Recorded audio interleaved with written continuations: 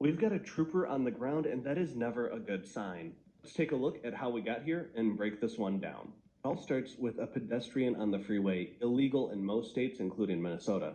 Normally, it's a very easy call for police. You just give them a courtesy ride to the nearest service station or to a place that's safe. But as you know, this call is going to be far from easy. And the first hint of something weird about this is the pedestrian is actually walking away from the nearest gas station. The gas station or service station is actually behind him. Within 7 to 10 minutes or so, our first trooper arrives on scene, help the pedestrian get to a safer location. Pedestrian, now looking cool as a cucumber, takes one final swig of his drink. He's been walking for over a mile by now. And reading the body language, it seems the pedestrian wants to keep walking down the freeway, and it seems like the individual in question starts walking away from the trooper, and he's coming up to a big interchange here. So the trooper, to protect everyone's safety, is going to step between him and that interchange that's coming up because there's a big on-ramp between I-694 and I-35W in the North Metro. So he's going to stop him from just walking into traffic or crossing the freeway on-ramp here. And any parent or school teacher knows this expression, as you can see him pointing and saying, "Why can't I? Why can't you just let me do what I want?" And he's going to give a little shrug here, the kind of, "You're not in charge of me, I'm going to do what I want." And here the officer is telling him no, and you can see goes back like, "What? You're going to tell me no?"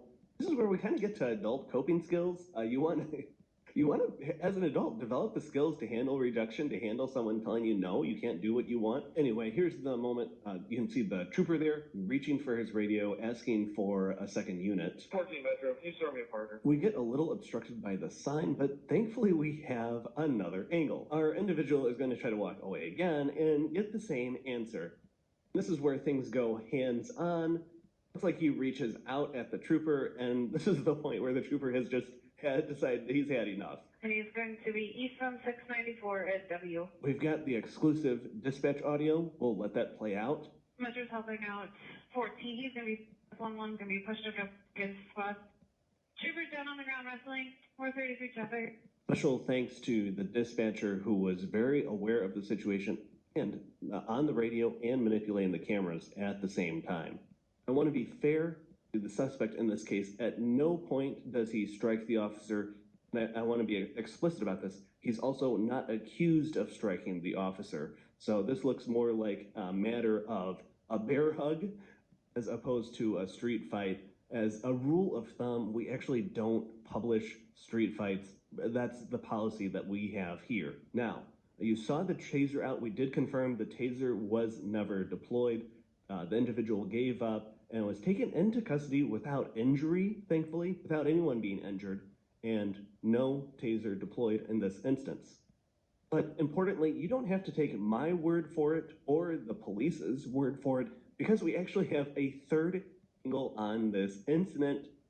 And take a look. It provides a third angle, and the benefit of some of these DOT cameras in Minnesota, which there's about 1,100 of them, is they do provide a good sense for transparency in government and to allow citizens to see what's really happening out there. So, credit to the Minnesota Department of Transportation for providing this network for the citizens of Minnesota.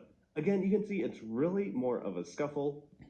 The officer thinks about tasing the suspect, but he gives up, and we were able to confirm, again, no taser deployment. And if you look at the ground, actually, when a taser goes off, it bursts a bunch of confetti. You can actually see on the ground, thanks to the definition of these cameras, there's no confetti around. And so that's a way that we can independently confirm no taser deployed in this situation. The suspect was arrested on charges of obstruction, failed to obey a lawful order, possession of drug paraphernalia, and pedestrians prohibited on the highway.